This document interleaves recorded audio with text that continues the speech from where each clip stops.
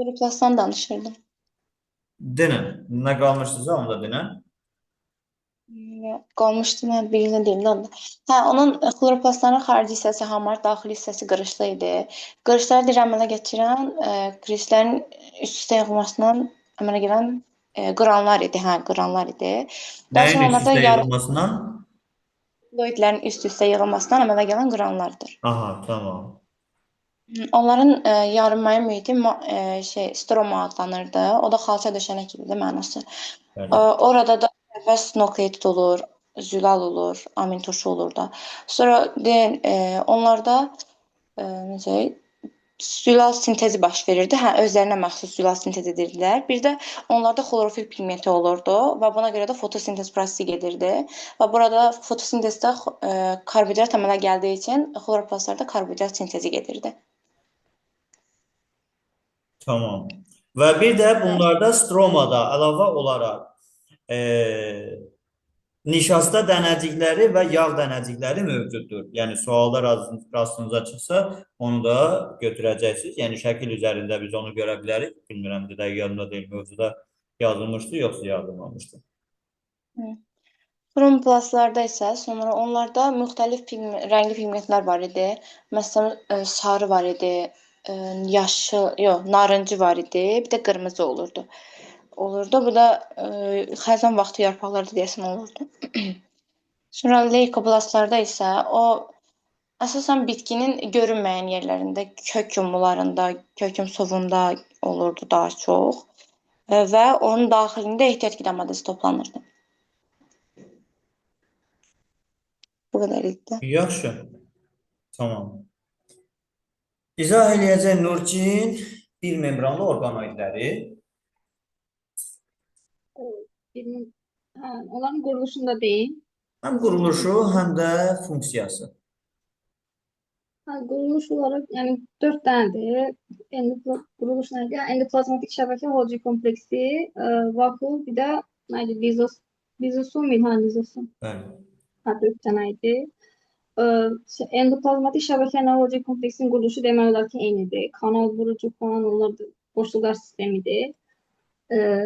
Sonra endoplazmatik şəbəkənin iki növü var. Dənəvər və hamar. Dənəvərdə zülal sintez olunur. Hamar endoplazmatik şəbəkədə isə lipidlərlə karbohidratlar maddələrin hüceyrə daxilində daşınmasında iştirak edir.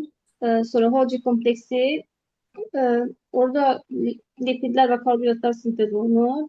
Maddələrin hüceyrədən xaricə daşınmasında iştirak edir. Həmçinin plazmatik membranın yenilənməsində, lizosomun formalaşmasında iştirak edir. Sonra lizosom hüceyrə daxili həzmdə iştirak edir. Həmçinin yağlar, karbohidratlar, zülalları həll edən qovucuqlar orada olur. Belə idi. Bəli. Sonda da vakuldur. Əsasən göbələk və heyvan hüceyrələrinə rast gəlinir. Göbələk və Daxili bitki hüceyrələrində. bitki, bitki hüceyrələrində onun da içərisində hüceyrə şirəsi var.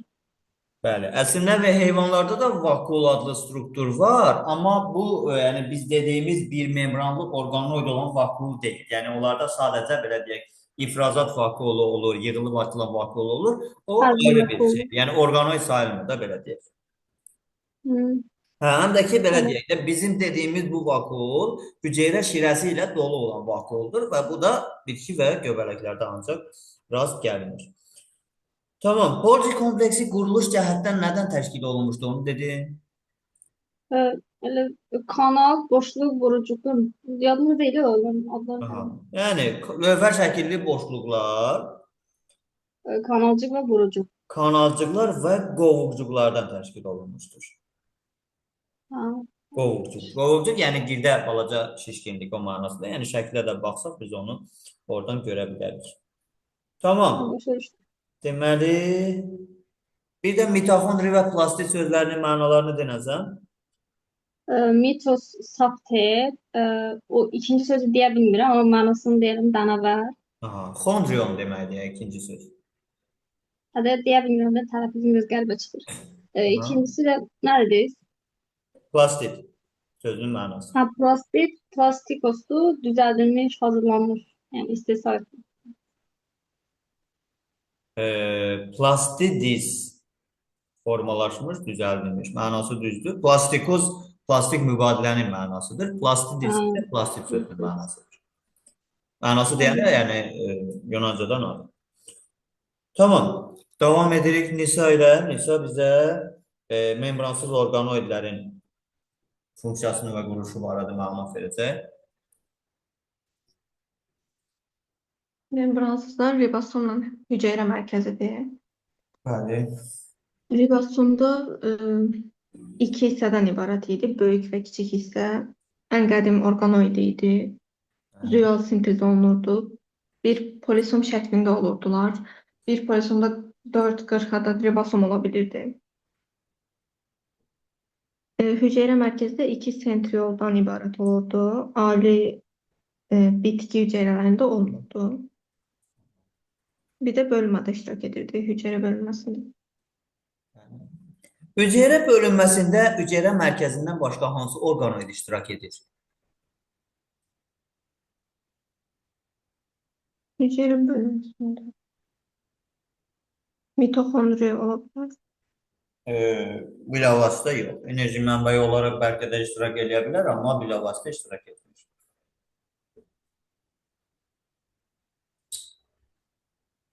Kimin fikri var?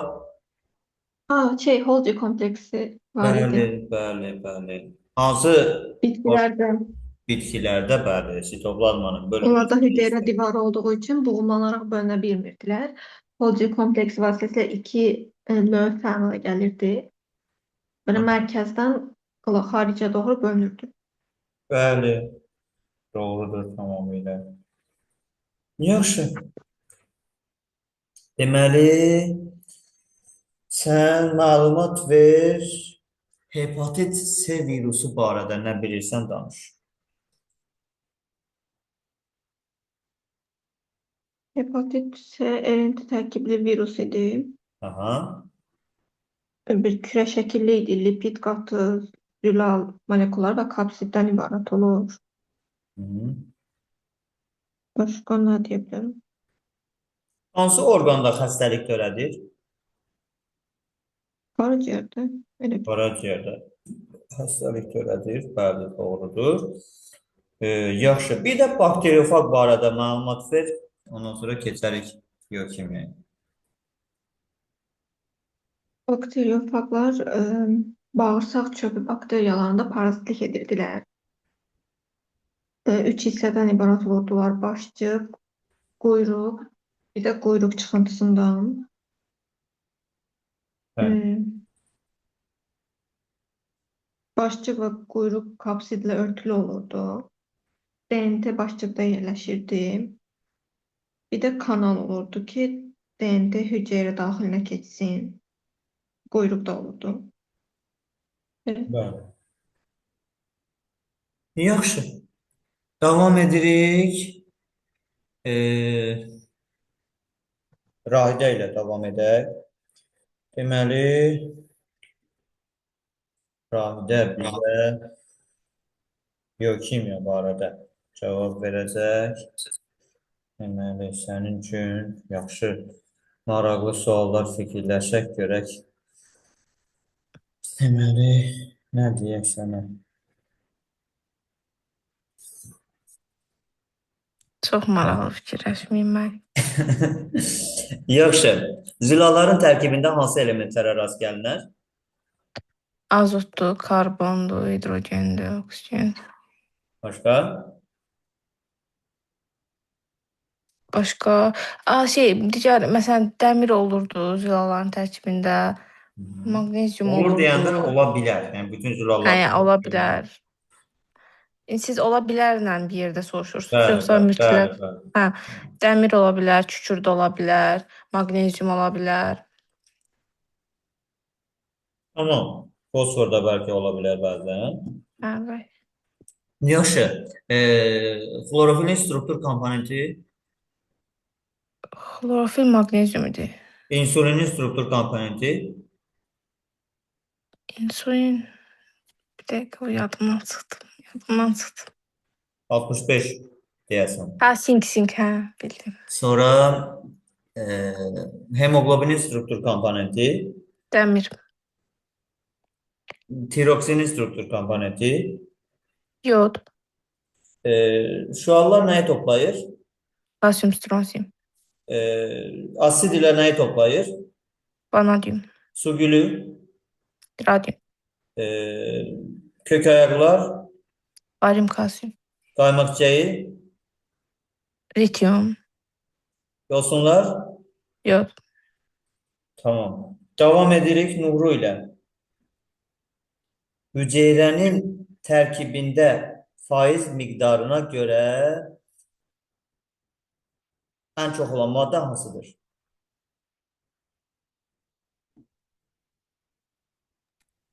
Faiz miktarına göre. Yani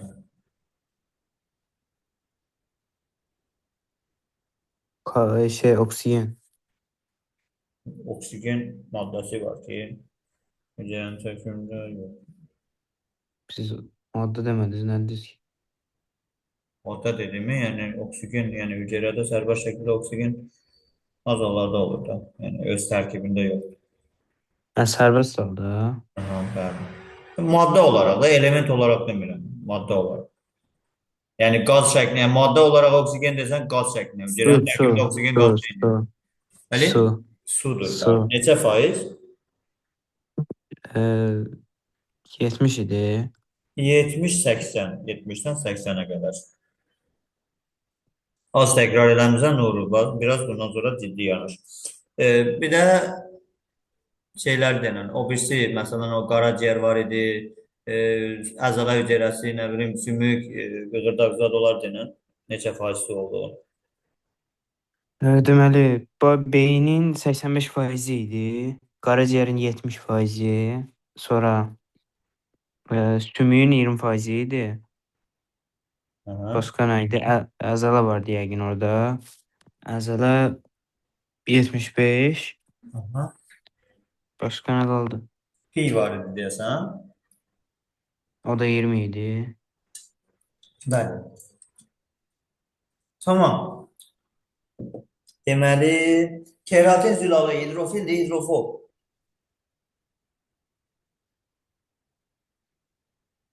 Hidrofob. Hidrofob. Tamam. Deməli, testosteron hormonunu biopolimer hesab edə bilərikmi? Biopolimer. Bəli. Bəli. Xeyr, hesab edə bilmərik. Nəyə görə insanlar? Nəyə görə kim cavab verə bilər? Zülal tərkibli olmadığı üçün. Zülal tərkibli Olmadığı üçün. Ciddi də. nə tərkiblidir? Lipid mənşəli idi də. Lipid mənşəlidir. Lipidlər də iki hissəlidir. İki hissəli maddə polimer sayıla bilməz. Zülal mənşəli olsaydı zülallar biopolimerdir. Yəni Necə cinsli yəni? formalarından İki- başqa. Bəli? İki nə dediniz? İki hissəlidir İki də, yəni hissəli. gliserin və yağ turşuları məsələn yağlar. Yəni bir dənə monomeri olmalıdır. Yox, çoxlu sayda monomer olmalıdır. Polimer olması üçün də, yəni poli çox deməkdir. Axı. Yəni Məsələn, lipidlər belə elektron- çoxlu hissələrdən ibarət deyil də, iki hissədən ibarətdir. Ona görə onu polimer saymırıq. İri molekullu birləşmədir, amma polimer deyil. Ona görə lipidləri polimer maddə kimi götürmür. Tamam. Növbəti sualımız sənə olsun. Deməli, hüceyrənin daxilində, xaricində kalium və natriumun qatılığı nə zaman az, nə zaman çox olur, nə zaman bərabər. Necə? Bəli? Sualı başa düşmədim. Natrium müsbət və kalium müsbət ionlarının qatılığı harda Bəli. çox olur? Yəni hüceyrə daxilində və xaricində harda çox olur, harda az olur, Hə, nə zaman bərabərləşir? deməli, kalium hüceyrə daxilində çox olur yəqin, xaricində az. Natrium isə əksinə. Bəs nə zaman bərabərləşir? Hüceyrə öləndə. Bəli. Tamam. Devam edirik. Sənin üçün növbəti sualımız. Sellulozaya nəyin tərkibində rast gəlmək olar? Bitki olarak yanıcı. Canlı olaraq da, bəli, bitki olaraq da təbii ki, bitkilərə rast gəlinir. Oduncağı da aslında olur. Bitkilerin oduncağı selülozadan ibaret olur. Daha sonra Qida olaraq var. gıda olarak mesela çoxundurda ununda çox olurdu. Kəpək ununda. Sonra un çoxundur, noxud. Pamıqda da olurdu. Belə. Tamam. Tamam. Davam edək. Sənə başqa sual. Peptid rabitələrin yaranmasında amin turşuların hansı hissələri iştirak edir? CO ile yanaşık olan hissə. Bir də denən. DO bir de yanaşık olan hissədə. Yəni karbonla azot da Hə. belədir. Karboksil və amin qrupları da belə deyək. Bəli. Karboksil və amin qrupları iştirak edir. Yaxşı. Müxtəlif amin turşularda kütləsi fərqli ola bilən hissə hansıdır? Və ya hissələr? Radikal. Radikal hissələr. Radikalın orta kütləsi nə qədərdir?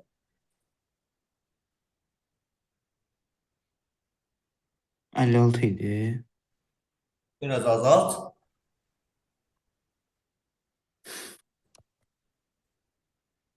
Belə. Yadımda deyil. 54. 54. Hı. 54. Yaxşı. Davam edirik Rahidə ilə. Növbəti sualımız Rahidə üçün olsun. Amin turşunun uzunluğu. Bir amin turşu halqasının uzunluğu. Məndən bayaq keçməmişdiyimi. Bəli? Məndən bayaq keçməmişdiyimi. Nə olmamışdı? Deyirəm, mən bayaq sual verməmişdinizmə. Təzədən mən qayıtdıq. Ha, olsun. Yadınızdan çıxdı. Bayaq deyəndə, yəni sitologiyadan sən sual vermişdin. Ayda. Histologiyadan sonra biokimyadan veririz. Mən üçün problem deyil, Tamam, uşaqlar görə yaxşı, deyirəm. Kiminsə yaxşı. sırasını Sən amin turşunun ötürürəmsə. uzunluğunu denə. 0,35-37 nanometr. Amin turşunun sərbəst halda kütləsi. 300 atom kütlə var idi. Xeyr. Yox. 128 idi. 128. Əvvəldə, ortada və axırda olan kütləsi qalığın. Ortada olanda 1-lə 17 də hər ikisi çıxır, 110 qalır. Əvvəldə olanda bir dənə 17 səhv eləmirəmsə çıxır idi. Yadımdan çıxmayıbsa 111 olur. Sonda da biri çıxır. 120 getdi. Tamam. Xanım Nisa ilə davam edək. Deməli, 4 zəncirli zülal.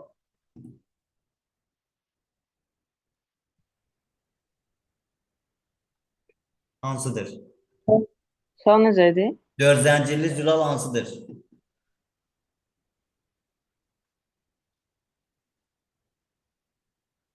Bilmirəm. Hemoglobin. Fatimə, da Nisa dedi. Hemoglobin zülalı 4 zəncirlidir. 2 zəncirli zülal hansıdır? DNT. DNT zülaldır. Deyil. Zülal, 2 zəncirli zülal. İnsulini də. İnsulin. Yaxşı.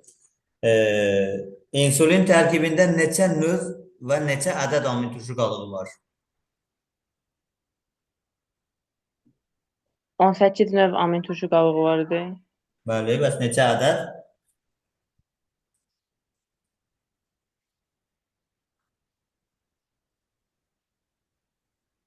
Onu bilmirəm.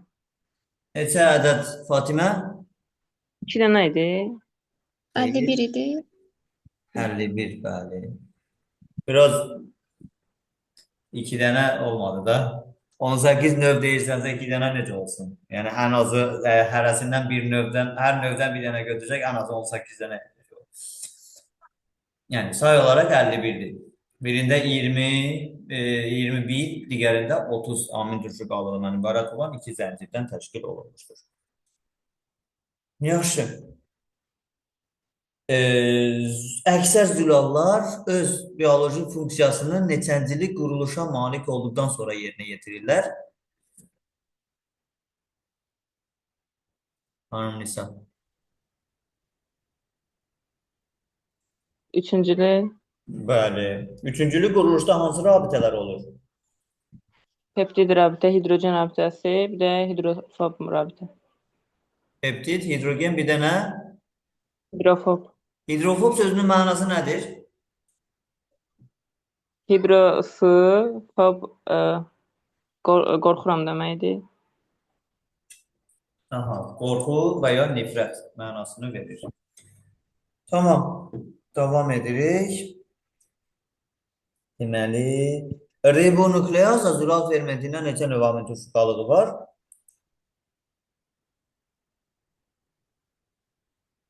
On doqquz. Bəli. Denaturasiya sözünün mənası nədir?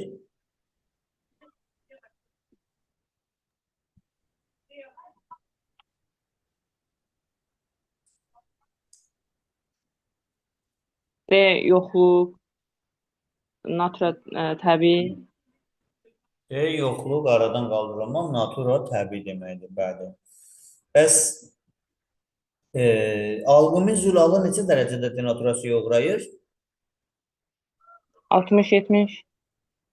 60-70. Əgər denaturasiya zamanı ikincili quruluş pozulmayıbsa, bu zaman denaturasiya dönər olar, yoxsa dönməz olar? Dönər. Dönər olar, bəli. Yaxşı. Deməli, bitki hormonları zülal mənşəlidir, karbohidrat mənşəlidir, yoxsa yağ mənşəlidir? Karbohidrat. Bitki hormonları karbohidrat mənşəlidir, bəli. Yaxşı. Davam edirik.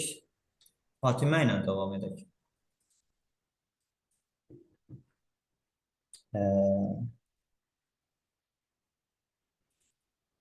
Deməli, Fatimə,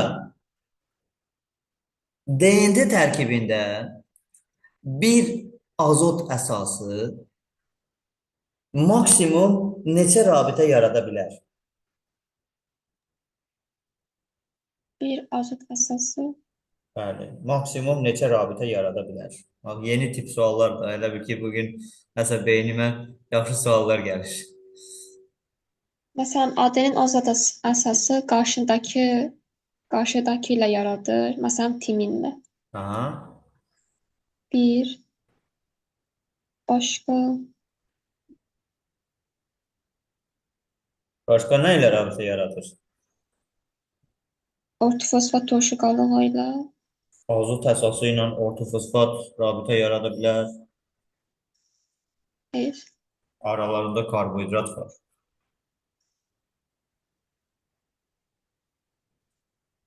Ortofosfatla yaratmırsa nə ilə yaradar? Sonraki nukleotidlə.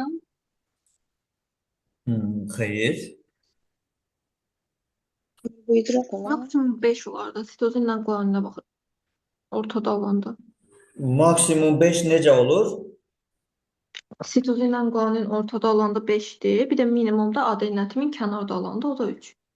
Yox, mən onu soruşmuram axı. Bəs nə soruşdun? Sənin cavab verdiyin bir nukleotidin əmələ gətirdiyi maksimum rabitə sayıdır. Amma mən nukleotidin yox, azot əsasını soruşuram. Karbohidratla gətirməz. Karbohidratla gətirər. Məsələn, yaxşı, sualın cavabını kim nə fikirləşirsə desin. Bax, sual belədir. DNT-nin tərkibində bir azot əsası maksimum neçə rabitə yarada bilər? Kimin cavabı nədirsə, əsaslandıra bilirsə, məsələn, filan rabitələrdir. Buyur. 5. Nuğru 5 deyir. Əsaslandır zəhmət olmasa. Sitozinlə guanin zəncirin ortasında olanda 3 dənə hidrogen rabitəsi, bir dənə 2 dənə də rabitə yaradır da. Bir dəqiqə nə ilə yaradırdı o? Bir özündən sonraki, bir də özündən əvvəlki iləndir bu. Sən biraz əvvəl buradaydın. Necə yəni? Yəni 2-3 dəqiqə bundan əvvəl. Bəli. Bəli, burada sənin cavabını Nisa da demişti. Dedim ki o değil. Eyni cevabı o da demişti. Nə idi bəs müəllim? Bəli? 5'ten çok da var yani. Mən demirəm Yox, neçədir, 5-dən çoxdur yoxsa azdır. Yəni cavab 5-dir. Deyəsən 4 rabitədir. 3 dənə məsələn sitozen əmələ gətirir qarşıdakı hidrogen. Bir də karbohidratla əmələ gətirir 1. Minimumu da yer istəsəz adenin timin 2 plus 1 eləyər 3. Bəli, maksimum 4, minimum 3-dür. Amadız. Bax, Azot azot əsas əsasını mən hə? deyirəm. Bax, Azot azot əsas. əsası. Nukleotit ayrıdır, azot əsası ayrıdır. Niyə? Çünki nukleotit ortada yerləşəndə özündən əvvəlki və özündən sonraki nukleotidlə rabitə əmələ gətirir, 2 rabitə olur. Amma azot əsası sadəcə yanındakı karbohidratla rabitə əmələ gətirir, bir də üzbəüzdəki azot əsası ilə. Əgər bu azot əsası adeninlə timin olarsa, qarşıdakı azot əsası ilə 2 rabitə, yanındakı karbohidratla 1 rabitə cəmi olar 3.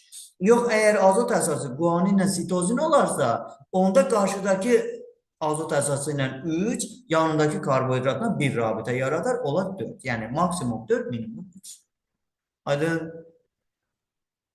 Mən başa düşmədim. Yaxşı, başa düşmədinsə gərək bunu göstərək. Məsələn 5 dediyimiz nədir? Yaxşı, indi mən quruluşu çəkərəm, həm o 5 dediyimizi də göstərəcəm. 3 və 4 dediyimizi də göstərəcəm. Deməli, bu ekran paylaşımı oldu. Deməli, yəqin ki, 3-cü dəfə yenə qoşularıq. 20-25 dəqiqə çoxalma ontogenezi sual cavab vermək üçün.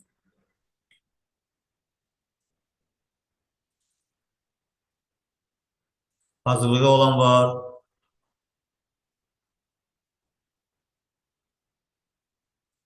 Hər halda yoxdur ki, etiraz yoxdur. Hə, bir də ki, hazırlıq demişkən, mən 3-cü gün böyük ehtimal burada olmayacam. Onun əvəzinə sabah, yəni eyni vaxtda, məsələn, saat 5 üçün, 6 üçün salsaq, uyğun olar sizə. Mənə uyğundur məndə. Bəli. Farklı Hansı səbəb gün dediniz müəllim? 3-cü günün əvəzinə sabah. Səhər mən qoşula bilmirəm. Səhər yoxsa sabah? Yox, gün ərzində ümumiyyətlə qoşulamayacağam. Məzun gündür bizdə universitetdə. Ona görə. Necə edək? 4-cü gün necə? Farklı səbəb. 8-də fizika var. Necə? Neçədə? Axşamı fizikada var. Axşamlar onsuz da bizim hazırlığımız yoxdur. Axşam çağları 5-6 civarlarıdır. 5-də elə bilərik. Fizika 8-də. Olar elə? Məndə alınmaz. Alınmaz? Kimya var 5'te. 4'te 5'te. 6'ya kadar çəkirdi yəni. Vaxta gəl. Bazar günü niyə keçmirik? Elə keçən dəfə elə elədik. Uyğunsa bazar gününə Bazar, keçirdək. doğrudan mən elə fikirləşirəm bazar günü imtahandır. Bazar günü Gələn olar həftə. əslində. Olar. Eyni vaxtda yenə. Təqribən 5-də, 6-da. Yəni olar. Hər halda hamıda uyğundur. Mənim beynimdə elə qalıb ki, bazar günü imtahandır, sənin və bazar günü ofisi qruplar üçün imtahandır. Onda elə bil ki, 5 bazar olar da, yəni 3-5 əvəzinə 5 bazar keçərik. Tamam, o da razılaşdı. İndi gəldik bu rabitə məsələsinə. Rabitə məsələsini, ayda, mən gərək planşeti qoşum. Bir dəqiqə hazır olacaq.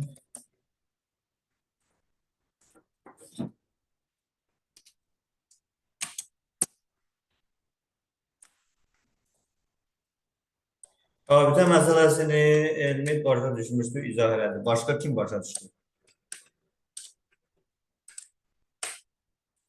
Qalan heç kim başa düşmüyor.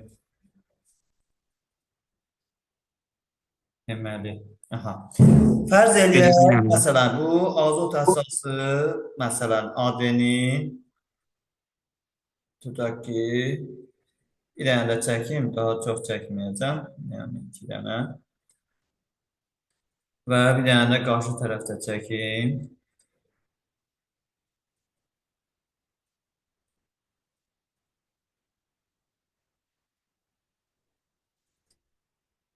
Bir dənə də görə çəkimi məcbur aşağı yuxarı məsələsini göstərmək üçün.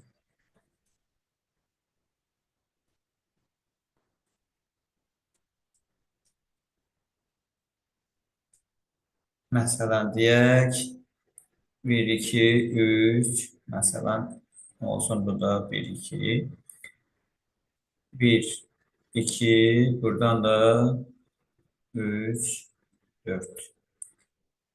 Sizin, yəni Nisa ilə Nuhrunun dediyi minimum 3, maksimum 5 olması nukleotidə aid olan bir şeydir. Yəni, bir nukleotid minimum 3 rabitə yaradır. Hansı nümunədə? Bu nümunədə. Məsələn, bu bir nukleotiddir, ADN nukleotididir.